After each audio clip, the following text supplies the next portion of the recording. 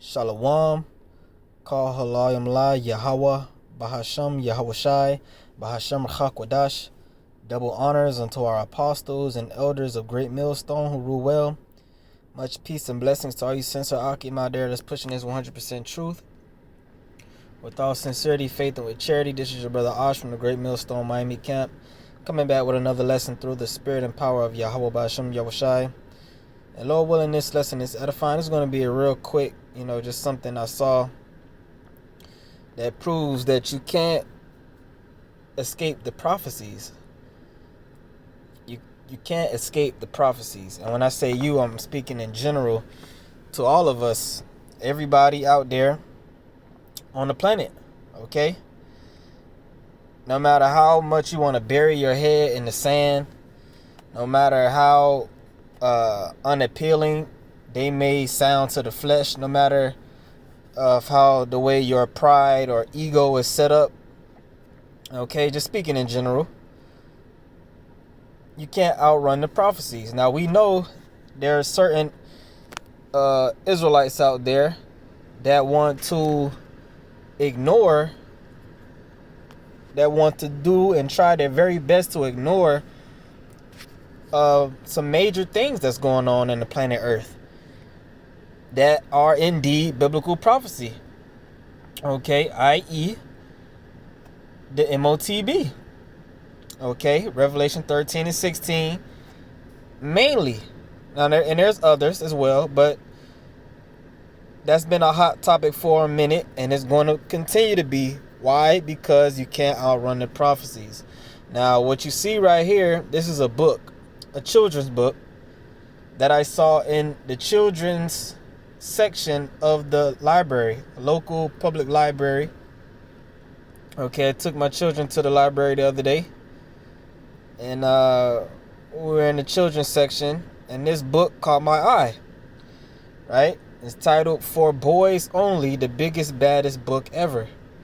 So I saw the cover, like, oh, this looks cool. Let me see if it's something, I might, give to my son, let him read or read with him.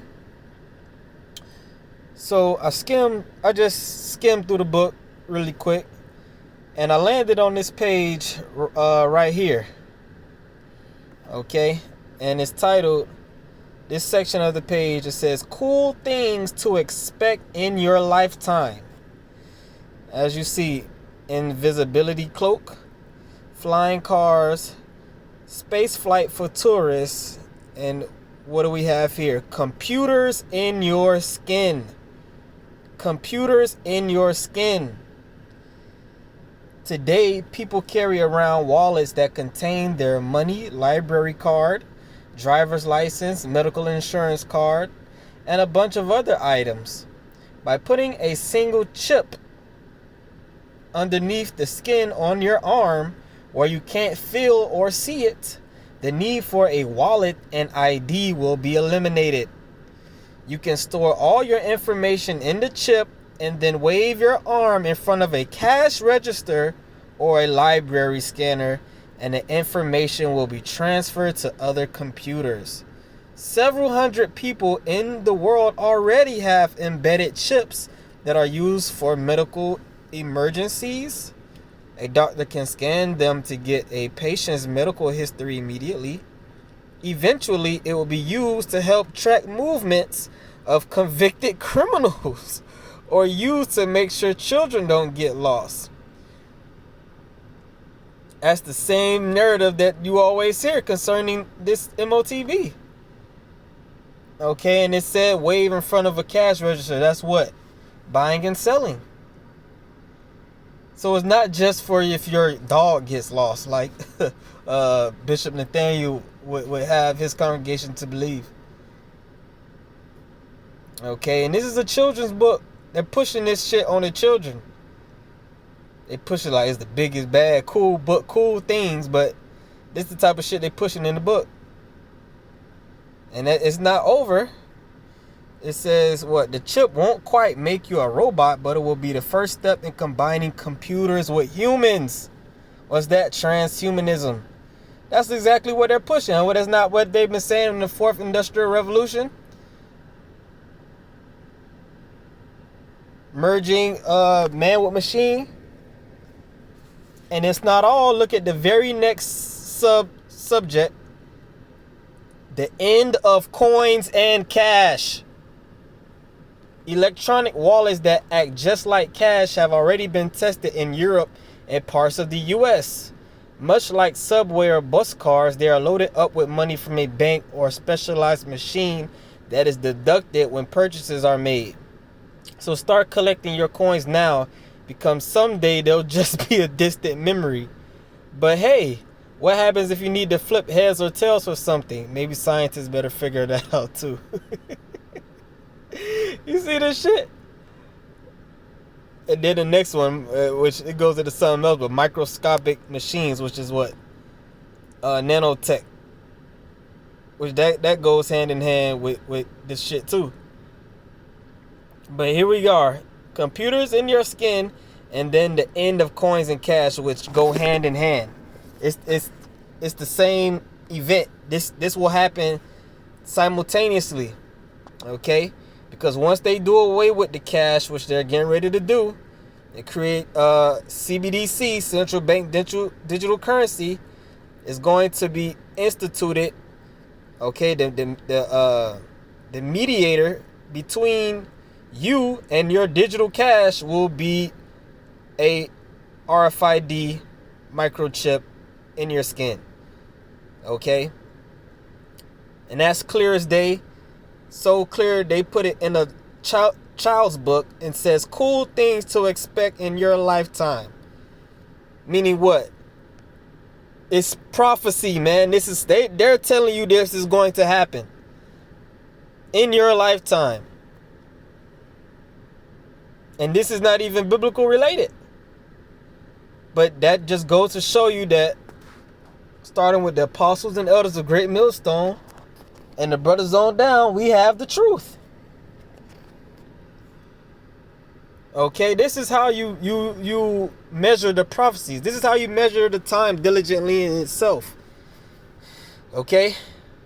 As the scriptures say, Habakkuk 2:1, I will stand upon my watch and set me upon the tower, and will watch to see what he will say unto me, and what I shall answer when I am reproved. And Yahweh answered me and said, write the vision and make it plain upon tables, that he may run that readeth it. So it was the ancient prophet's job to receive these different visions. Okay, and our example would be John the Revelator. He received the vision of Revelation 13 and 16, and he wrote it down and made it plain upon tables. It was totally plain. A charagma, the beast, which is NATO in the EU, Esau's power system, forcing ordo, causeth all, which is ordo, which means an order, mandate for all people, small or great, rich or poor, free and bond, everybody, to receive a mark, which is a charagma, okay, a stamp, a brand, an etching, a cutting in your skin. And without that, you won't be able to buy or sell, which means to conduct business. You won't be able to go to the cash register and do any type of exchange. It's plain. But as the scriptures say, his ways are plain unto the holy, but they are stumbling blocks unto the wicked.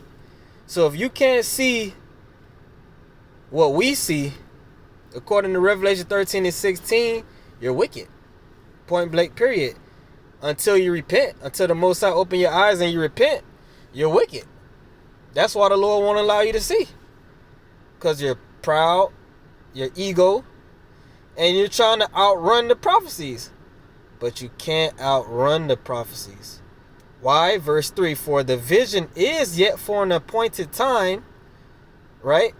Our apostles and elders, they've been teaching this for years. And like I said before, let's say in 2007, 2008, 2009, you said you couldn't see it. That's cool. I can get that. But here we are in 2023. They telling you straight in your face what they getting ready to do. Everybody's talking about it. So it was for an appointed time, which is the time to come, very near, right?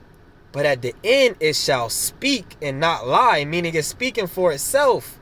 You don't need, you really at this point, you don't need the apostles and the elders of Great Millstone to tell you that what this thing is. You should be able to see it for yourself.